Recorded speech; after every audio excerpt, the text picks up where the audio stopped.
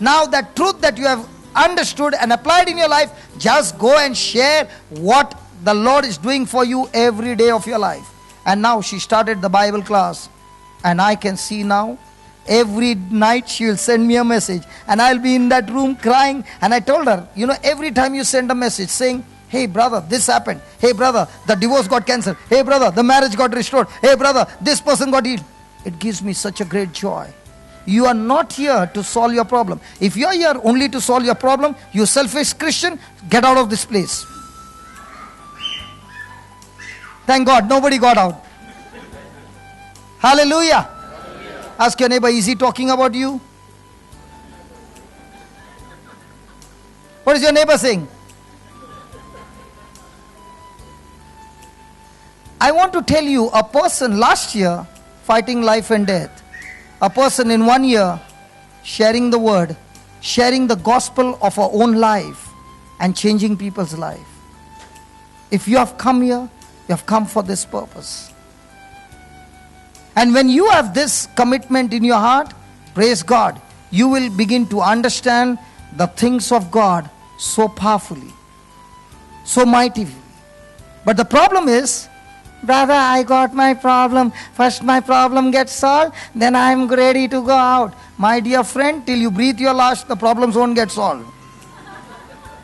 Because if that problem gets solved, the devil is bringing one more. The devil doesn't take a vacation. Tell your neighbor.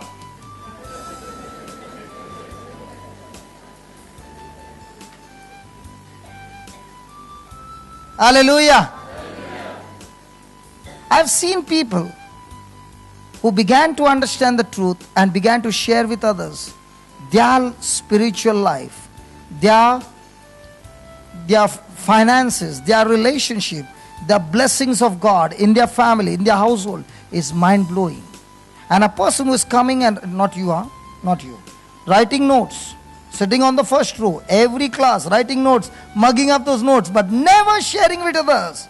Praise God, that person is living still a depressed life. Because unless you give, you will not get anything more. The more you give, listen, you will get more and more revelation from the Holy Spirit. When I learn a secret, I want to stand on the rooftop and tell everybody, hey, this is how it works. It works. It works. And by the time I give it to you, I get something more to learn.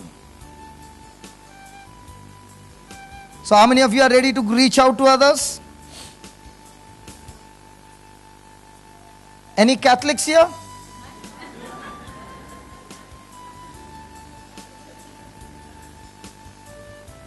Praise God.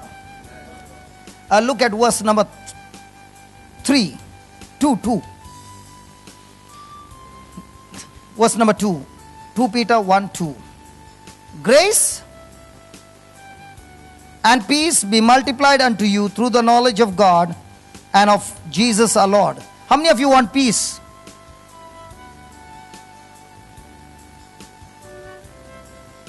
Hello, God's peace I'm talking about. Everybody wants peace. How does a person get peace?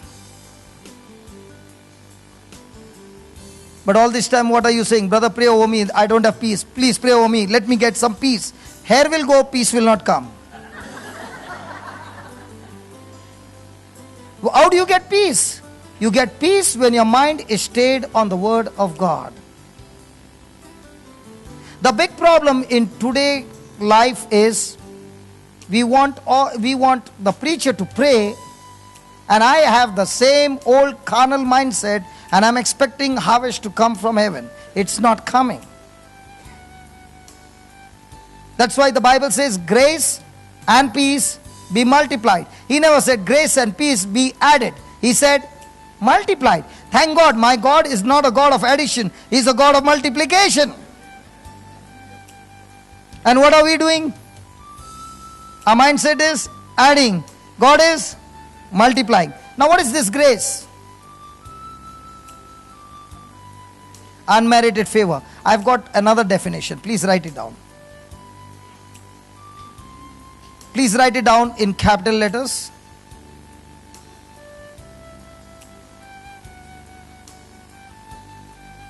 God's willingness to use His power and His ability on your behalf. God's willingness to use His power and His ability on your behalf, even though you don't deserve it. Even though you don't deserve it. Grace is God's willingness to use His power, His ability on your behalf, even though you don't deserve it. Now, I'll share with you my life. When I began to understand the Word of God, okay, and I would go and listen to the Word of God, I would take down all the notes in my heart. And before I would go home, I would share the same thing that I heard to somebody else. The same word, okay? And the more and more I began to share, I began to understand what that word began to say. And after sharing the word, I would make a small prayer. And I began to understand that by the time I had finished my prayer, something supernatural would always happen. Today, when I begin to understand this scripture, it says, my God is willing to use His power, His ability on my behalf, even though I don't deserve it. It's not because of my goodness, it's not because of anything, but because of God's grace, God's love. Praise God. Praise God. Now, I began to understand, the more and more I get the knowledge of God, the more and more I get what? The grace of God. Now question, none of us seated here have a doubt that God is not powerful. Everybody knows God is all powerful. Nobody doubts that it is nothing impossible for Him to do. Come on. But everybody has got a question, is He willing to use that power on my behalf? Is He willing to do it? I don't know. And even if He's willing, I don't know when. But here is God saying that the more and more knowledge you receive from His word, He is willing more than you are willing to get the job done. So once you understand that, now when you are praying, you are so very sure by your faith that my God is now using His power, His ability on my natural ability, and now the result is not going to be natural, it's going to be supernatural, because I am having a relationship with Him and I am getting more and more of His knowledge, more and more of His understanding. The grace of God in my life is multiplying. So if it's multiplying and I am going with God's power and I'm going with God's ability. And I know that He is willing to move on my behalf. All I got to do is go there and get into the job and He will back me up. Are you there? There are many times when we go for some people who call, might be deliverance or whatever. I don't know what to do. I don't know. But when I go there, I know one thing. I'm going in His name and He'll back me up. He'll surely show up. And once you are sure that God is willing, now, can you start moving in faith? Come on. But do we move? Because the devil is saying, yeah, surely God is able to do impossible things, but not through your hands. That's a lie. Please read that again. Grace and peace be multiplied. Okay, let me put it in a different way. Supposing you have to walk from here 5 kilometers in the hot sun. Is it going to be sweaty? Is it going to be tiring? Yeah. And let's say somebody gave you a bicycle and now you are pedaling. Is it better than walking? Then somebody gave you a bike. It's better than the bicycle. Now somebody gave you a car. Is it better than the motorbike? With the air conditioner on. Come on. Yeah. Now that's exactly what God is saying. Grace is God's vehicle. Even though you got a car, you got to get into the car, turn the ignition, put on those gears, and the car will move. So your effort you are doing, and then the car takes you from this place to that place. You are continuously using your labor, and the car is taking that labor and bringing forth the result. Grace is the same. You are using your ability, God is using His ability on your ability. Now the result is supernatural.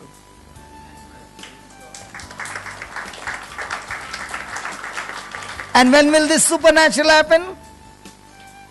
When you keep asking people, pray for me.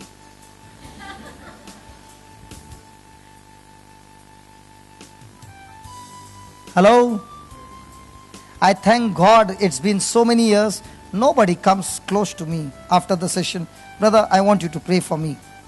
I would welcome people to come to me and say, brother, I want you to agree with me that I am going through this, but I agree today the Lord has set me free, and I want you to come into agreement with this thing. I am ready to pray with you. Let's pray the prayer of faith, not the prayer of hope. Now nobody clap. Praise God. Hallelujah. Hallelujah. So now do you understand what is grace? God's ability on you. And please listen, God is willing. You don't have to even ask Him. He is willing to move on your behalf. So now that you know that He is willing, now all that you got to do is move by faith, and He will back you up. Hello. And I thank God, when I started, I did not start in the church because I did not know anybody in the church. So I started on the street. And when I started on the street, it was so different.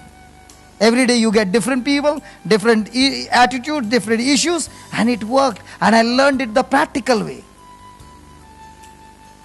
Praise God.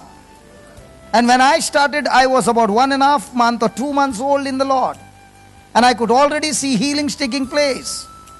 And when I was doing that more and more, the ones who were inside the church told me, be careful. The devil will come on you. That sickness will come on you. Praise God. Hallelujah. Thank you, Jesus. Thank you, Jesus. Say this. In the name of Jesus, I have the precious faith. I have the grace of God, the peace of God in me. My God is willing to move on my behalf all the time with His power, with His ability, even though I don't deserve it. In Jesus' name. So now, my friend, can you make a commitment to God that you are believing this word, and that you will go to the hospital once a week and find somebody, even one patient, go and ask, is there any Christian in the hospital? At least go and pray for one Christian and lay your hand. And let me tell you, when you are going and laying your hand on one Christian, 10 other people who are watching will say, please, can you come to my person also, and my person also, my person also. That's how you start the ministry. If you go to your own people, they will not believe you. So don't try on your own people. Go to strangers. They will believe you because they don't know who you are. That's why I did it on the streets. Nobody knows who I am. If they had to know who I am, they would run away from me. But thanks be to God, after receiving the knowledge of God, and now I know that my God is willing to move on my behalf, and all I've got to do is put my effort. I have to go there. I have to go and start it, and then God takes over. And when you go the next week, you will find the patient is missing. Why? He's not gone up. He's gone home. And when you keep going, the nurses will say, listen, I've got somebody else. I got somebody else. That's how you begin. And let me tell you, the more you practice, you become a doctor who is practicing, and he gets, the same way it is. Practice. Your confidence will increase. And you are ready for the day of battle when the enemy comes against you. Amen. Is it possible for everybody? I like your face, brother. Woo! I can see all your body action. Woo! My God, it's real, man. Is it real? My brother, it's real, right? Aren't you getting that excitement inside? Let it not die. The devil will make all his moves to say to you, hey, but you are a kid, man. गोटी खेला है? खेला है ना? पहले बार चुक गया, दूसरे बार चुक गया, प्रैक्टिस किया ना, बाद में उड़ाया ना, वैसा ही है. शैतान का ऐसा ही बैंड बजाने का. Praise God.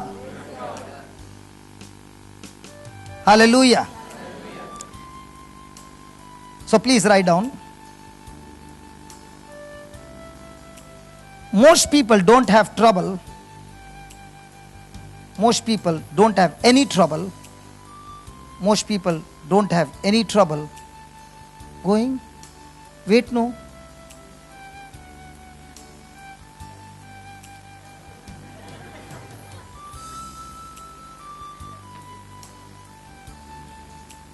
Most people don't have any trouble believing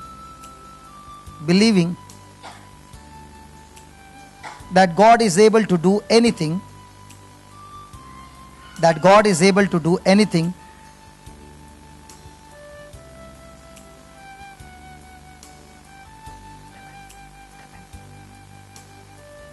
But they aren't sure.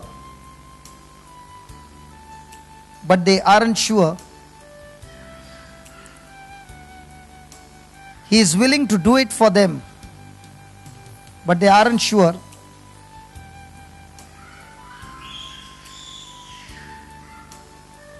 He is willing to do it for them.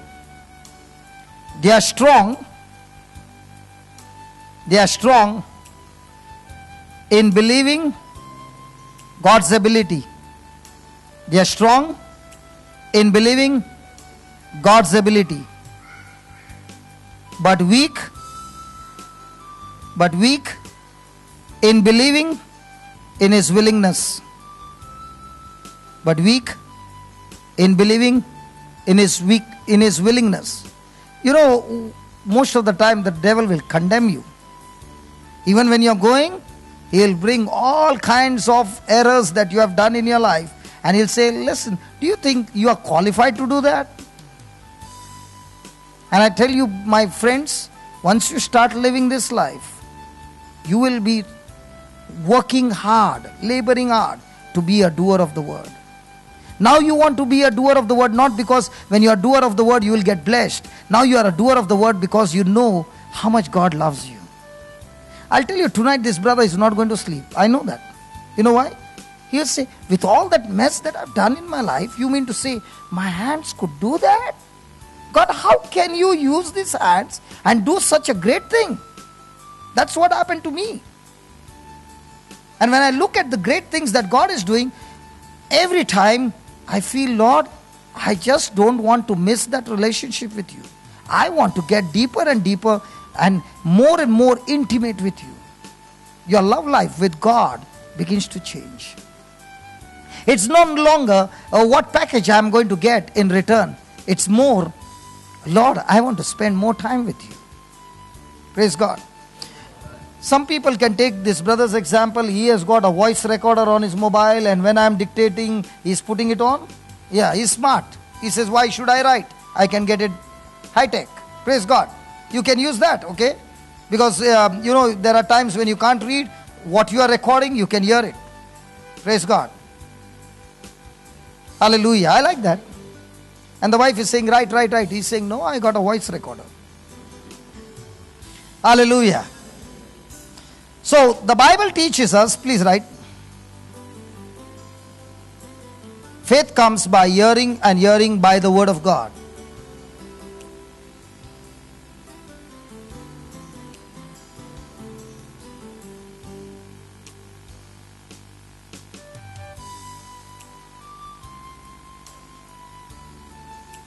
Can somebody explain to me why by the word of God?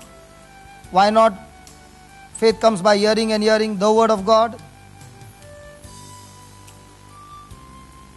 Why is it people forget so quickly? Faith comes by hearing, and hearing the word of God. Or by the word of God. So why by? Because it's bye-bye. Why by? Just like when the doctor gives you a bad report, and the doctor gave you a bad report only once. But all along the way from the hospital, when you're coming home, whose word are you hearing? God's word. Very good. Doctor's word. And what's happening? Crying. Then when you call your husband, whose words are you talking? When you are calling up mommy back home, whose word are you talking?